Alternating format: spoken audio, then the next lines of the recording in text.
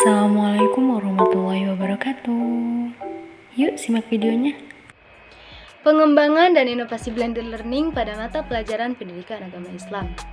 Blended learning menjadi salah satu metode pembelajaran terbaik yang bisa dipilih. Saat pandemi COVID-19 ini, wajah pendidikan berubah dari yang tatap muka, setiap harinya berubah menjadi daring atau online. Tak menutup kemungkinan metode ini juga akan terus terpakai tidak hanya selama pandemi berlangsung, namun bisa menjadi metode pembelajaran inovatif untuk masa depan. Yang pertama yaitu ada pengertian blended learning. Metode blended learning pada dasarnya adalah merupakan gabungan keunggulan pembelajaran yang dilakukan secara tatap muka dan secara virtual. Metode pembelajaran blended learning ini merupakan sebuah kemudahan pembelajaran yang menggunakan berbagai cara penyampaian, model pengajaran, dan gaya pembelajaran. Yang kedua, Thorns 2013 mengatakan bahwa blended learning ini adalah sistem campuran yang menggabungkan dua komponen atau metode sekaligus. Campurannya adalah teknologi e-learning dan multimedia. Bahan pembelajaran yang digunakannya itu streaming video, kelas virtual, teks animasi online yang mana dikombinasikan dengan bentuk pembelajaran tradisional yang ada di kelas. Yang selanjutnya yaitu tentang karakteristik blended learning. Situasi dan kondisi belajar peserta didik menurut Sparpen dalam Rusman 2011 yaitu karakteristik blended learning adalah ketetapan suplemen belajar yang berhubungan dengan kelas konvensional atau tatap muka dengan menggunakan lingkungan belajar virtual. Dalam pelaksanaan prakteknya harus didukung oleh pembuatan rencana pembelajaran yang matang dengan teknologi sebagai pendukung tambahannya. Karena blended learning ini adalah model pembelajaran campuran, maka teori yang digunakan pun terdiri atas berbagai teori dari beberapa ahli dengan menyesuaikan situasi dan kondisi belajar peserta didik. Yang pertama yaitu ada kegiatan belajar terpisah dengan kegiatan pembelajaran. Selama proses belajar, siswa selaku peserta didik dan guru selaku pendidik terpisahkan oleh tempat, jarak geografis, dan waktu atau kombinasi dari ketiganya. Karena siswa dan guru terpisahkan selama pembelajaran, maka komunikasi di antara keduanya dibantu dengan media pembelajaran, baik media cetak, bahan ajar berupa modul, maupun media elektronik seperti CD-ROM dan PCD, atau telepon, radio, video call, televisi, dan komputer. Yang keempat, jasa pelayanan disediakan baik untuk siswa maupun untuk guru.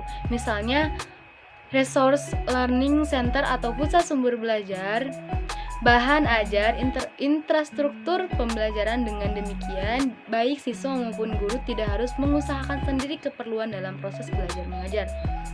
Yang selanjutnya, komunikasi antar siswa dan guru dapat dilakukan baik melalui cara komunikasi satu arah maupun dua arah, two-way communication. Contoh komunikasi dua arah ialah teleconferencing, video conferencing, dan lain sebagainya. Nah, itu merupakan karakteristik dari blended learning. Yang ketiga yaitu tujuan pengembangan dan inovasi blended learning pada mata pelajaran pendidikan agama Islam. Belajar menjadi lebih fleksibel dengan pembelajaran campuran. Murid bisa belajar lebih fleksibel daripada pembelajaran secara konvensional di mana murid diharapkan bisa lebih santai ketika belajar. Membantu peserta didik untuk berkembang lebih baik dalam proses belajar sesuai dengan gaya belajar dan preferensi dalam belajar.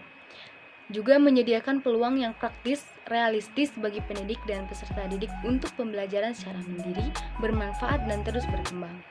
Kelas tatap muka dapat digunakan untuk melibatkan para peserta didik dalam pengalaman interaktif, sedangkan porsi online memberikan peserta didik dengan konten multimedia yang kaya akan pengetahuan pada setiap saat dan di mana saja selama peserta didik memiliki akses internet.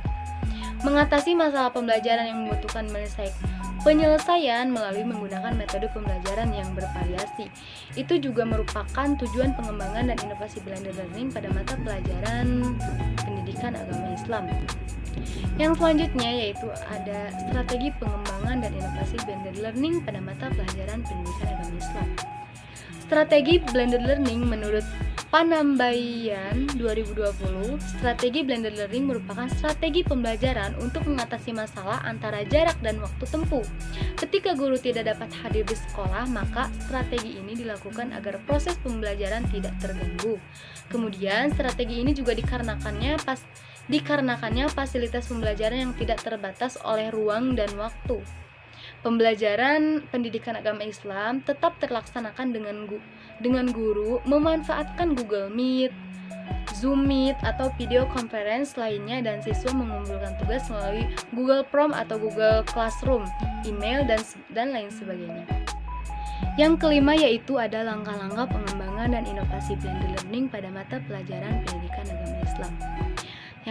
Yaitu ada tetapkan macam dan materi bahan ajar, tetapkan rencana dari blended learning yang digunakan, tetapkan format dari online learning, lakukan uji terhadap rencana yang dibuat, selenggarakan blended learning dengan baik dengan cara penyampaian tenaga pengajar yang ahli dalam bidang tersebut, juga siapkan kriteria untuk melakukan evaluasi pelaksanaan blended learning. Blended learning kini banyak digunakan oleh para penyelenggara pendidikan terbuka dan jarak jauh. Kalau dulu hanya universitas terbuka yang diizinkan menyelenggarakan pendidikan jarak jauh. Yang terakhir mengenai contoh-contoh hasil pengembangan dan inovasi blended learning, pembelajaran pendidikan agama Islam era Society 5.0.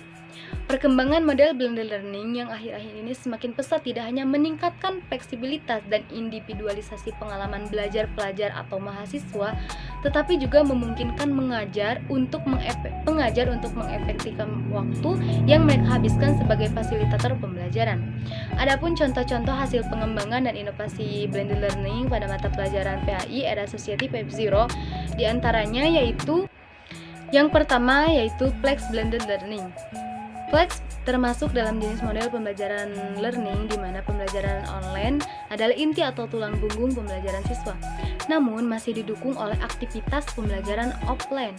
Siswa melanjutkan pembelajaran yang dimulai di dalam kelas nyata dengan jadwal yang fleksibel yang disesuaikan secara individual dalam berbagai modalitas pembelajaran.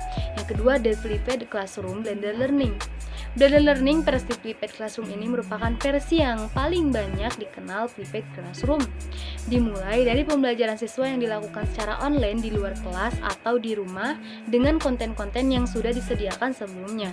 Setelah melakukan proses pembelajaran online di luar kampus, siswa kemudian memperdalam dan berlatih memecahkan soal-soal di sekolah dengan guru dan teman kelas. Dengan demikian bisa dianggap peran pembelajaran tradisional di kelas menjadi terbalik. Yang terakhir yaitu individual rotation blended learning.